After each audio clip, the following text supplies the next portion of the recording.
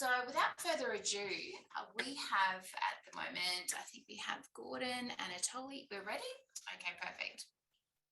So the final session of the day is titled Disrupting the Status Quo, How Europe's Evolving Regulations Are Shaping the Future of Digital Assets. And I'm actually really excited to get to Europe. The day was structured around the different time zones so that we could have a conversation during a time that was suitable in both regions. So I've been waiting all day for this.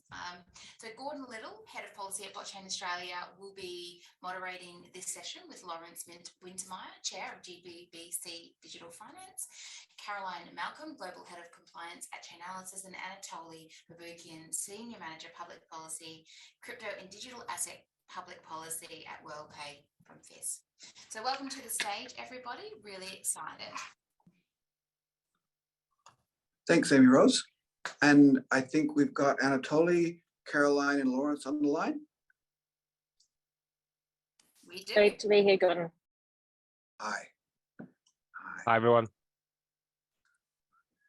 Okay, so welcome. So I know you guys are just waking up there. So I'll give you the brief rundown. We started with the US today and got some great updates on where they're at, some of the challenges they have, what they'd like to get.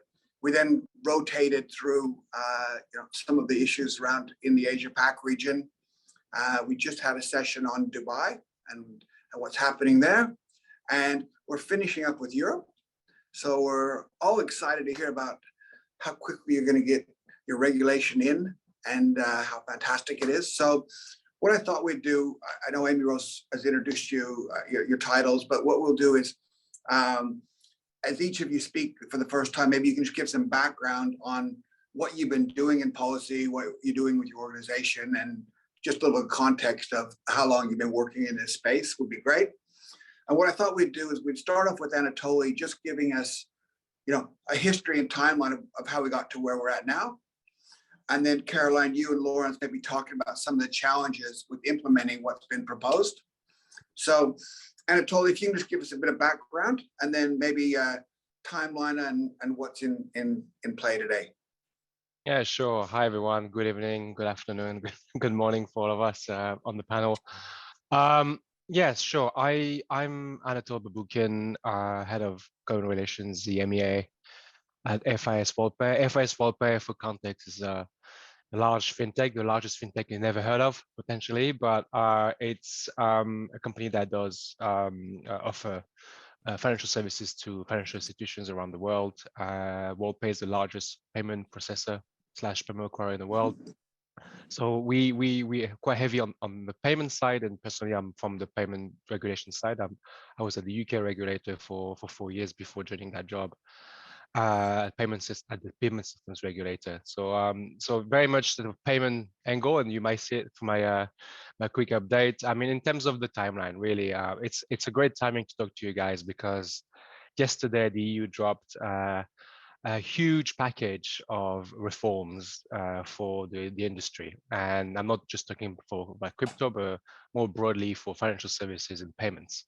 So yesterday they dropped 3 main sort of chapters: one on the regulation of payments and e-money services, the other one on digital euro, and the other one on what they call open finance, which will sort of push more sort of data-driven business models across the EU.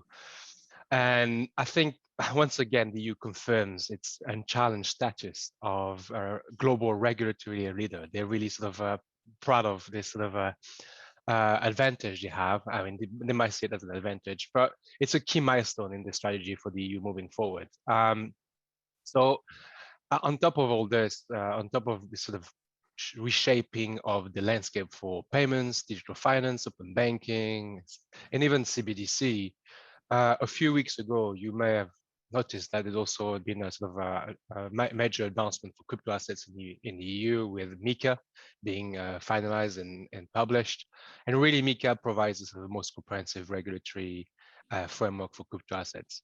So the context for this is really maybe 2 key points. The first point is really the EU is trying to catch up, not missing out on the large sort of the next wave of tech innovation. I think there's a clear FOMO move there.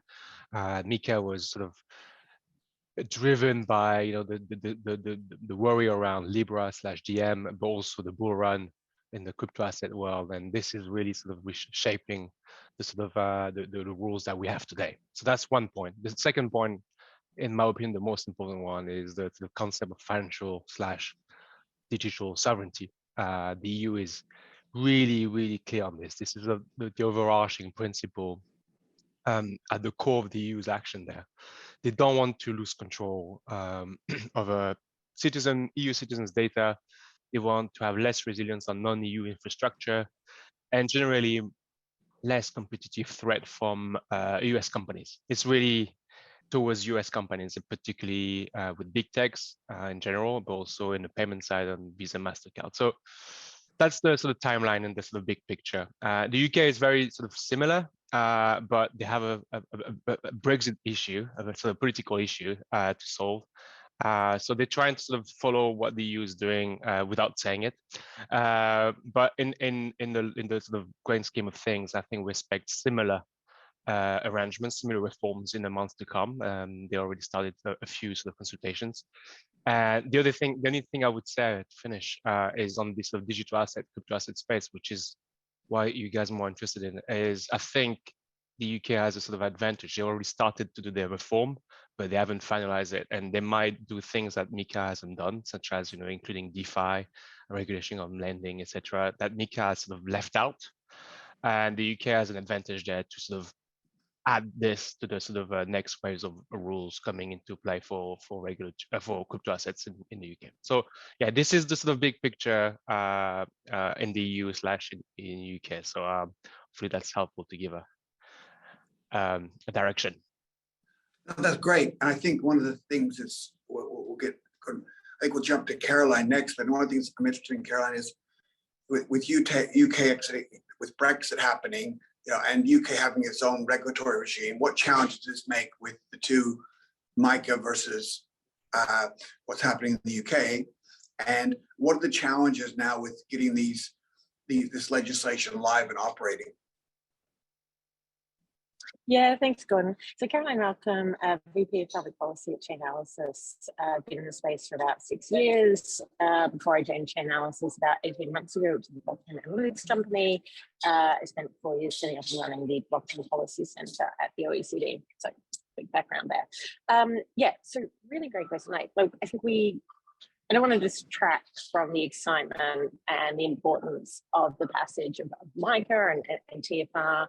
As Anatole mentioned, it really is groundbreaking. And I think even though industry might complain about certain parts of, details of the package, it's really, really important that we do have a regulatory regime in place in the major crypto asset markets all around the world. And this is such an important step towards that goal. So just sort of to say that first and foremost.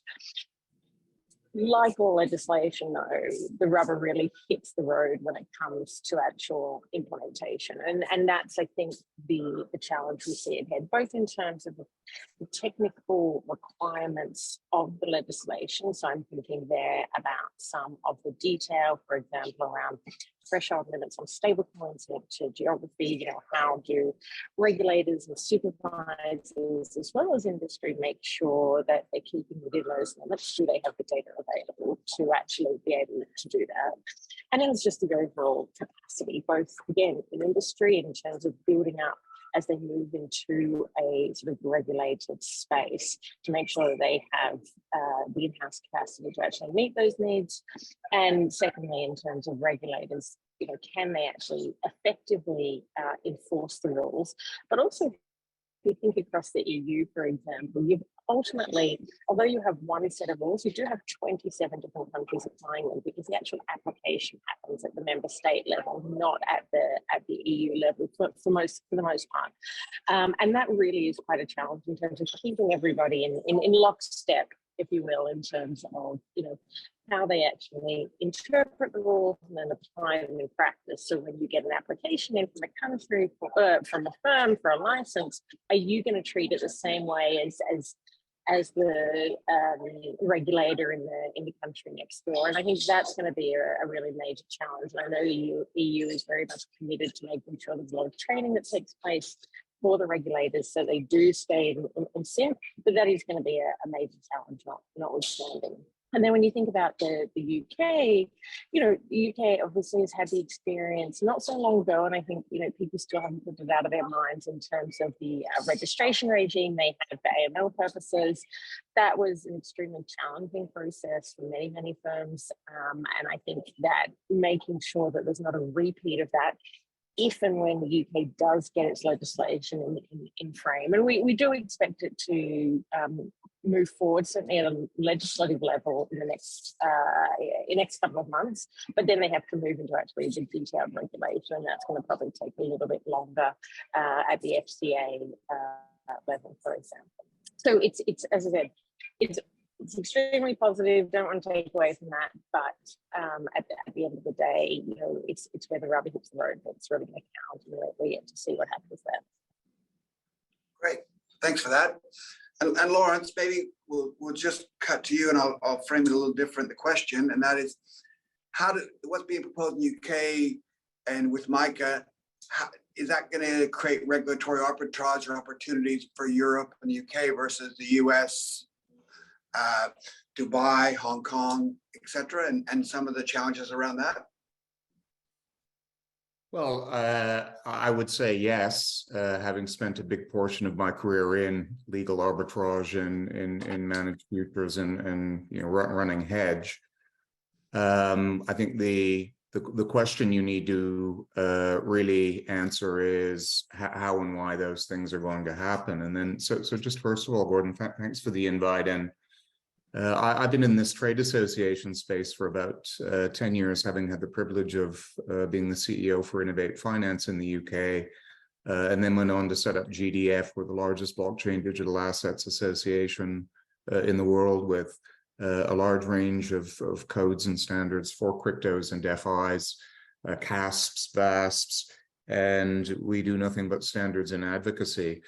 So just to put your question into context, and I'm sorry it is early here, so I've missed most of the US and Dubai discussions, but my two panelists have really hit on this. There's a great de-dollarization going on openly, whether it's in Europe or the Middle East to Asia, or whether it's with financial institutions in the US, from BlackRock to Fidelity, focusing on Bitcoin ETFs.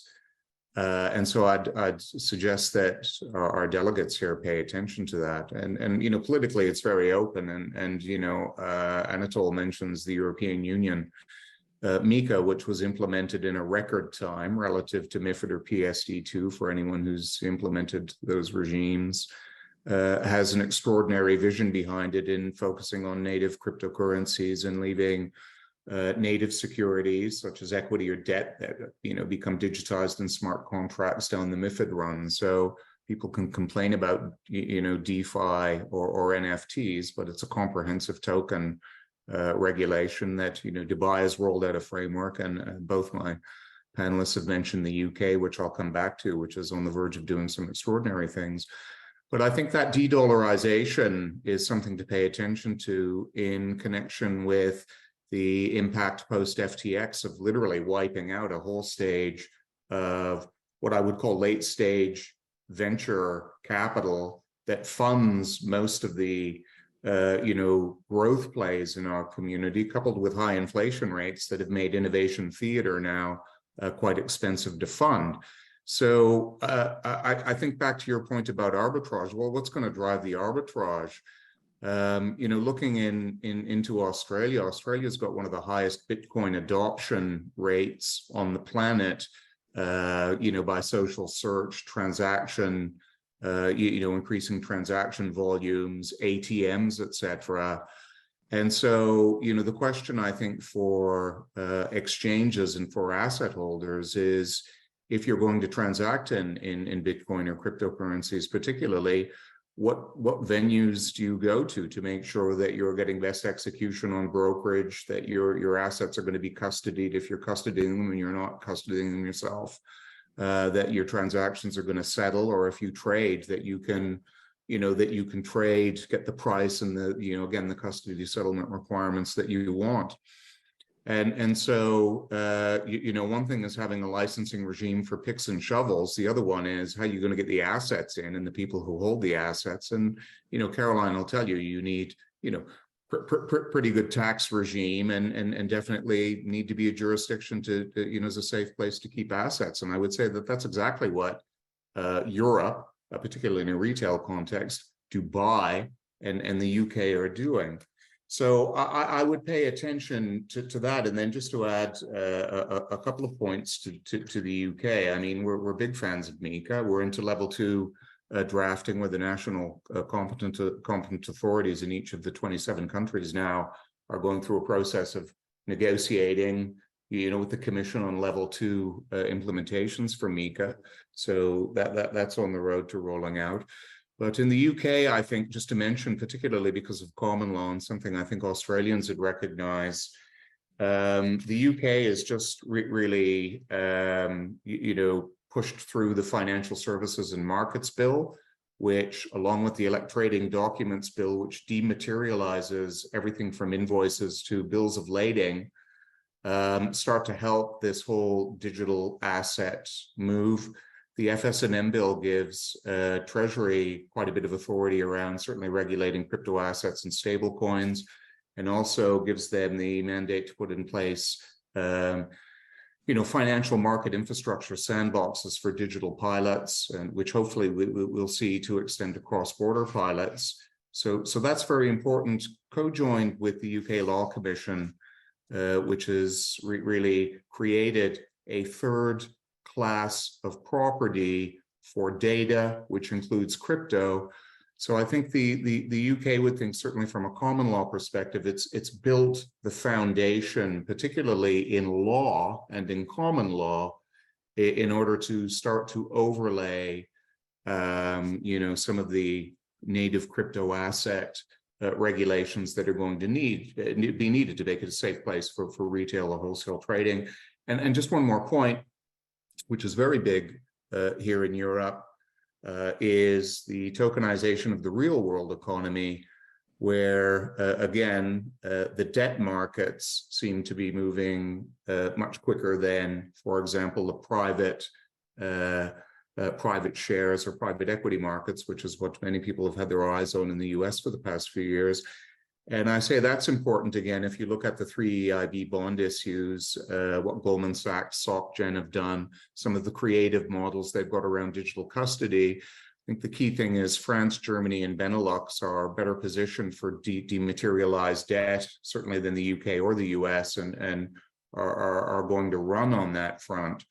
So I think if you put that together without making any comments about what's going on in the US, which would be evident to everyone, but is certainly bifurcated by the institutional focus on both EFTs and exchanges, we're heading to a very competitive jurisdictional environment that will look at attracting native cryptographic assets. And, I think Caroline will wait for maybe some more progressive tax incentives or something of that sort, and more mature custody settlement solutions. This is why stable coins and CBDCs are really important in this part of the world. Custody and settlement are really, where a lot of this discussion around these new regimes is happening.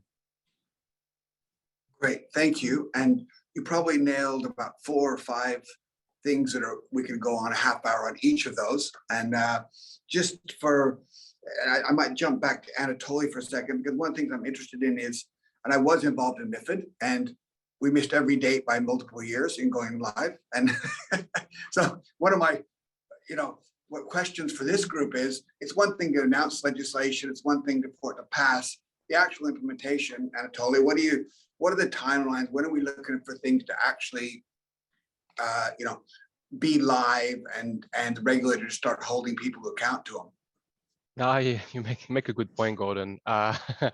So yeah, obviously MiCA is entering the implementation period. The level 2 is ongoing now. I think we expect the first sort of layer of requirements for stablecoin issues around I think July next year, if I'm not wrong, and then the rest of the crypto assets services a little bit later. So you still have a bit of time if you have a firm operating in the EU. But I think Lauren's point earlier, it's important to get involved in this discussion through your trade association directly. It has a huge impact on your operation, and you can make a difference by just explaining to those technical discussions how things work in practice. Because sometimes the discussion with legislators is a bit too high level and only the big voice is being heard. But when it comes to technical standards, I think this is where the real expertise, the real SMEs can make a difference. So I will suggest anyone on this call who has operations in the EU to look at these level 2 discussion. I mean, for the other sort of big pieces of legislation, the UK is still sort of in the sort of discussion level. We still haven't got a sort of a confirmation or a clear proposal from Treasury. They're still consulting on it. So the UK crypto assets framework is also part of this discussion.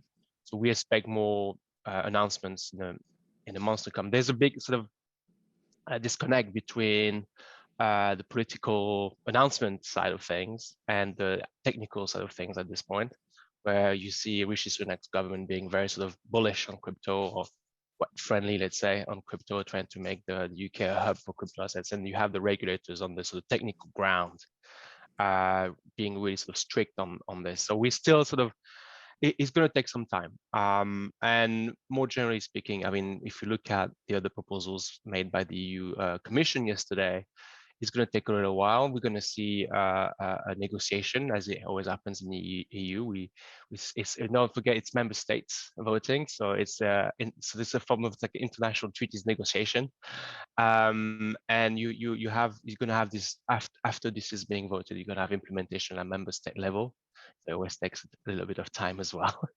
So yeah, it's a challenge, but I would suggest this is the time to make a real difference in terms of discussion with technical standards. Okay. And if I can come in there, I think one thing that we perhaps do have this period of transition, as Anatole mentioned, but I think in Europe we're seeing countries take slightly different approaches. So some of them are trying to get their national regimes in line with MiCA as soon as possible. And I'm thinking about countries like France, for example. And other countries are taking the approach that we wait as long as possible and then just introduce MiCA. And I think that is also in terms of that sort of regulatory arbitrage, as we see firms try to make it into the transition program versus having to apply under the MiCA regime per se. We're seeing different approaches there. And we're also seeing different approaches in terms of the amount of assistance they're giving to firms in terms of helping them walk through that regulatory process. And I think some of those kind of practical difference will make a world of difference for firms, particularly small firms who maybe aren't as familiar with regulated environments. Working with a regulator where it is more of a partnership can actually provide some of that assistance, whereas other countries are looking more at a regime where you just turn up and you're expected to have kind of your books in order and know what the requirements are. So I think from a practical perspective of firms looking to move into the EU market and take advantage of the new regime, there's probably some of those considerations to also take into account. All right, thank you. And just I'm conscious of time, and a couple of quick other topics I wanted to just ask, and maybe Lawrence, I'll come back to you real quick. So we've got 26 different countries in the EU. 27, I think. 27, okay. I stand corrected. We lost one. Yeah, you and I are both old enough to remember when some of the changes came through in managed funds, and Luxembourg and Dublin became hubs in Europe, right?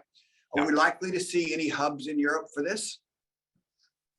Well, yeah, I mean, yes. I think, Paris, it's fairly competitive. Paris has done a very good job of attracting, everyone from Circle to Bitcoin. The Paris Blockchain Forum was outstanding this year. Frankfurt is very competitive, technical. Benelux, certainly, if you're an asset manager.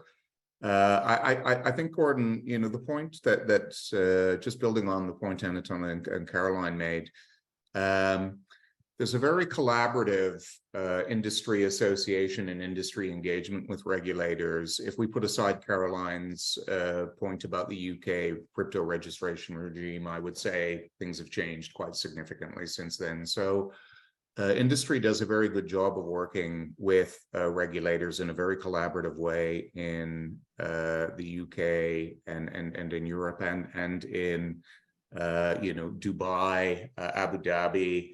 And so that doesn't happen quite the same way in many different parts of the world. But to your point, I would watch for those hubs, because in the NCA adoption of MiCA Level 2, just something we've been focused on as a members association is how we can help jurisdictionals and their competent authorities accelerate adoption, because it's quite often the bigger countries that do it. Although I have to say it's extraordinary. I live in Norway, which isn't in the European Union, but in the economic area. Norway actually adopts laws quicker than France or Germany quite often when they're legislated, which I think says more about Scandinavians necessarily than anything else. But it's about having the toolkit, I think, with MiCA 2 to really help NCAs, just as we've been trying to do with things like FATF and the travel rule, trying to prepare regulators for this onslaught of things. And I know we're on the clock. I just wanted to mention this because I know with the Australian audience, there's a lot going on there, and it would be great to unpack it with you folks in a separate period of time. But I know your fellow Australian, Greg Medcraft, is on my board and was one of the biggest early supporters of digital assets. Caroline, you worked together at the OECD. And the stuff that's going on in Australia in the digital finance CRC, we're super impressed with, particularly around the CBDC pilot, and then we've just come back from Salzburg and hanging out with central bankers. And we actually think that, CBDCs and deposit coins in the right structure are a great way to help prevent bank runs. So, there are productive things going on in different parts of the world. And this is an area where I think we would see Australia, having some leadership with. We're getting back to Europe on this, map of emerging stuff. AMF on the DeFi front, I think, is really starting to impress people. Germany is certainly focused on DeFi, but AMF have a published paper in France on where they're going with the DeFi space. So, again, I don't use it in a negative context, but I think we should pay attention to it because it's a pretty competitive space, boy. And it's, regardless of what US regulators might want to think, but boy, it's moving at pace. Great, thanks for that. I had two more questions, but I'm just conscious of a little time here. But one was, where did you guys think Australia is in terms of our progression with the legislation? Because some people here feel like we're behind, others think we're at the right pace because we need to be a fast follower, not the next leader. And my other question is, is tax a big issue you're grappling with there? Because we had a session earlier about tax today, and things like DAOs and things like where is the origination of the income. So certain tax laws depend on and double taxation treaties and such like that in the crypto world is very complicated. So I don't know who can talk to that. But just some comments, how much of a time is being spent on tax? So not enough time is spent on tax, but look, I mean, I think like all business decisions, taxes are really important on the business side. In terms of the services side, the regime that's in place really matters in terms of either having the incentives or the long-term structure in place that fits your business model. So I think probably would like to see a lot more attention paid to that space, although Australia was one of the first to outline its regime and how it thinks about sort of the tax treatment for digital assets, for example. But some of these more complex issues like DAOs, for example, certainly still need some more exploration. I know you've got Jody there doing a great job on that front. I think in terms of where Australia in the world, look, I think the reality is you've seen a kind of a plan outlined. And now it's, I think there's a lot of eagerness to see that move into action, to go beyond the token mapping exercise, even things as basic as the travel rule and getting those implemented into law are really, really important to keep Australia on the map when it comes to digital apps. And the opportunity is huge in terms of positioning this space as part of Australia's, economic future. The future of finance is really key, but you do need to see that now translated into action. Anatole, anything to add? I will pass on the question on tax. I mean, although there's a huge question about the tax question in DeFi that we'll have to address at some point. I think the UK and France have made some work on this. But on the Australian regime, again, I'm not a specialist on the Australian situation, but I think this sort of like first follower approach is the right one. This token mapping project was, I think, very sort of forward thinking, very good sort of exercise to have.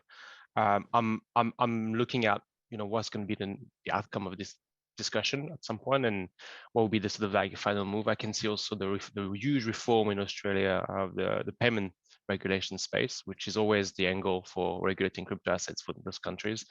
So yeah, I'll keep I would say that the approach is right at this point, and I will be very vigilant and to see where it goes next. Absolutely. Thanks, Anatole. Any final comment from you, Lawrence? Well, yes. Thanks. Thanks, Gordon. Yeah, I mean, I'm on public record. I think Bitcoin, specifically Bitcoin, is one of the best hedges against uncertainty, and in this case, uncertainty can be parked at the bank of at the lot of central banks and inflation. So I think it's evident, and if you're in the institutional markets or you're a debt trader, but boy, you price it and you look at it that way before you get to BlackRock or Fidelity. But I think this point you made, Gordon, earlier around even when we were looking at Benelux, I think Australia has a great opportunity on the tokenization of real world assets and such a commodity base and agriculture base that policymakers in Australia need to broaden the strategic view they have of the importance that they play in the global economy. And just, I'll leave the retail market to better folks. Given the numbers on adoption are high, it would seem that it would be very important to go beyond the token taxonomy.